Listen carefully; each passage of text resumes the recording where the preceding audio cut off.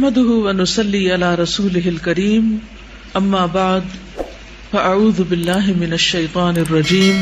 بسم الله الرحمن الرحيم رب اشرح لي صدري ويسر لي امري واحلل عقدة من لساني يفقهوا قولي۔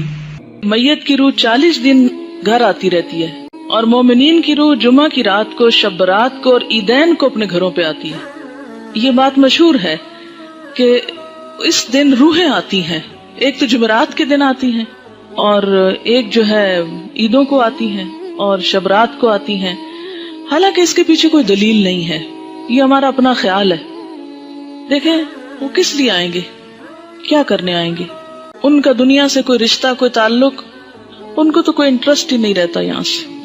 جو نیک لوگ ہوتے ہیں وہ کہتے ہیں شکر ہے ہماری جان چھوٹی اس مصیبتوں کے گھر سے، اس قید خانے سے، اور جو برے لوگ ہوتے ہیں وہ جتنا بھی چاہیں کہ آ کے واپس کوئی اچھا عمل کر سکے تو آ نہیں سکتے۔ سورۃ المؤمنون میں آپ نے ایک آیت پڑھی ہوگی، وَمِن وَرَائِهِمْ بَرْزَخٌ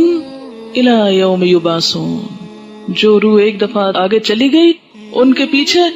برزخ حائل ہو گیا، پردہ حائل ہو گیا۔ کب تک؟ إِلَى يَوْمِ يُبْعَثُونَ، اس دن تک جبکہ یہ بالکل ایسے جیسے بچہ پیدا ہونے کے بعد واپس نہیں ماں کے پیٹ میں جا سکتا، ایسے ہی دنیا سے جانے کے بعد انسان دنیا میں نہیں آ سکتا،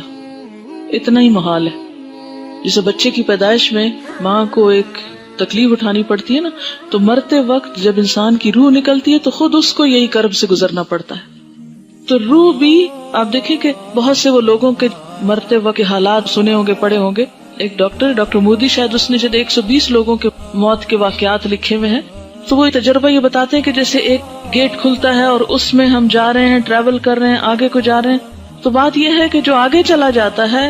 وَمِن وَرَائِهِمْ بَرْزَخٌ، پیچھے آڑ آ جاتی ہے، دروازہ بند کر دیا جاتا ہے، اب دنیا میں نہیں کوئی آتا، اور انہوں نے کرنے بھی کیا آنا ہے، اور کہیں سے ثابت بھی نہیں ہے قرآن سے کہ روحیں ہمارے گھروں میں واپس آ کے رہتی ہیں، ٹھیک ہے نا۔ اور آپ ذرا سوچیں تھوڑی دیر کے لیے کہ اگر آپ کو مرنے کے بعد آپ کے گھر میں بار بار آنے کی اجازت دی جائے تو آپ کا حال کیا ہوگا، بتائیے ذرا۔ آپ دیکھیں گے آپ کا سامان کسی کے پاس چلا گیا، آپ کی چیزیں کسی نے توڑ دی ہیں، آپ کی چیزیں کسی نے پھینک دی ہیں، خراب کر دی ہیں، تو آپ دیکھ دیکھ کے کیا کریں گے؟ ذرا سوچیں، اپنے آپ کے لیے سوچیں کہ آپ مرنے کے بعد پھر آئیں دنیا میں، اور عید کو بھی آتے ہیں اور شبرات پہ بھی آتے ہیں اور جمعرات کو بھی آتے ہیں اور 40ویں پہ بھی آتے ہیں، تو پھر آ کے آپ کیا کرتے ہیں، کیا کریں گے؟ آگے کتنی حسرتیں ہوں گی نا۔ تو کیا آپ سمجھتے کہ اللہ تعالیٰ بندوں کو اس طرح حسرتوں میں مبتلا کرتا ہے کہ واپس بھیج کے، یعنی سارے تو عید کے کپڑے پہن کے کھڑے ہوں اور ہم دور کھڑے دیکھتے رہے ہیں کہ یہ عید منا رہے ہیں اور ان کو ہم بھول گئے،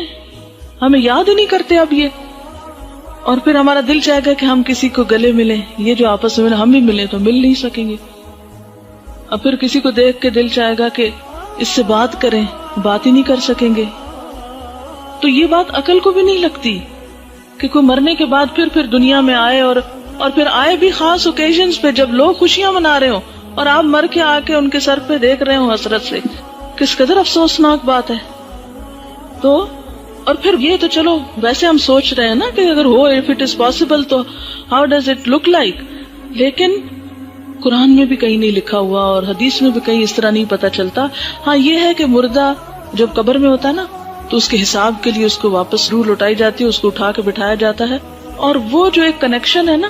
مردے کا قبر میں اور برزخ میں، وہ ایک خاص کنیکشن ہے، جیسے ہمارے پاس ایک ٹیلی فون ہے اور ایک کسی اور جگہ پر ہے تو وہ ایک خاص وائر کے ذریعے کنیکشن ہے۔ تو جسم اور روح کا ایک کمیونیکیشن کو ہو سکتا ہے آپس میں، لیکن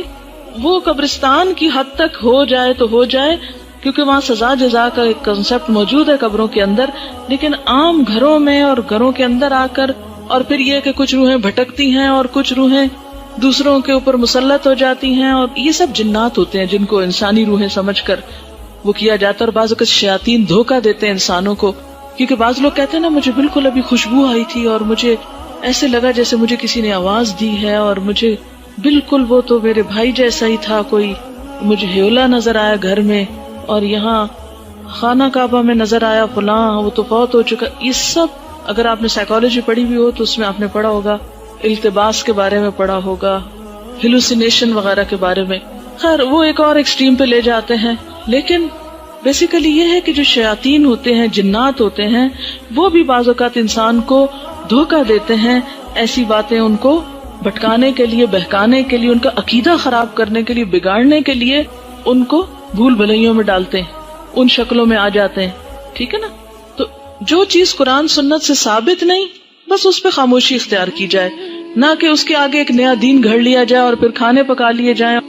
اب دیکھیں مردہ خود تو وہ حلوہ کھا نہیں سکتا اور ہم اس کو خوش کرنے کے لیے حلوہ بنا رہے ہیں. اب مثلاً آپ کسی کے گھر میں جائیں اور وہ کہ ہم نے آپ کو خوش کرنے کے لیے یہ سب کچھ پکایا ہے اور کھانے نہ دیں آپ کو، یا آپ کھا نہ سکیں اس کو، آپ کتنے خوش ہو کے لوٹیں گے؟ اچھا بعض لوگ ایک مغالطہ دیتے ہیں، وہ کہتے ہیں یہ جو آتا ہے نا تنزل الملائکۃ والروح فیہا باذن ربہم من کل امر سلام، کہ لیلۃ القدر میں روح اترتا ہے. تو اب آپ بتائیں کہ اس روح سے مراد کون سا ہے؟ اگر اس روح سے مراد مرے ہوئے لوگوں کی روح ہے تو پھر ان آیتوں کے بارے میں کیا کہیں گے؟ نزل بہ الروح الامین. روح سے مراد کیا ہے قرآن پاک میں؟ جبرائیل علیہ السلام کے لیے لفظ استعمال ہوا ہے، اذ ایدتک بروح القدس قل نزلہ روح القدس نزل بہ الروح الامین تعرج الملائکۃ والروح یوم یقوم الروح والملائکۃ صفا. اور پھر تنزل الملائکۃ والروح سورۃ القدر میں. تو یہ جو روح اترتی ہے اس سے مراد مردوں کی روحیں نہیں ہیں، یہ خاص روح مراد ہے اور اس سے مراد جبریل امین ہے. اللہ تعالی ہمیں عمل کی توفیق عطا فرمائے. جزاکم اللہ خیرا. سبحانک اللہم و بحمدک نشہد ان لا الہ الا انت نستغفرک و نتوب الیک. السلام علیکم و رحمۃ اللہ وبرکاتہ.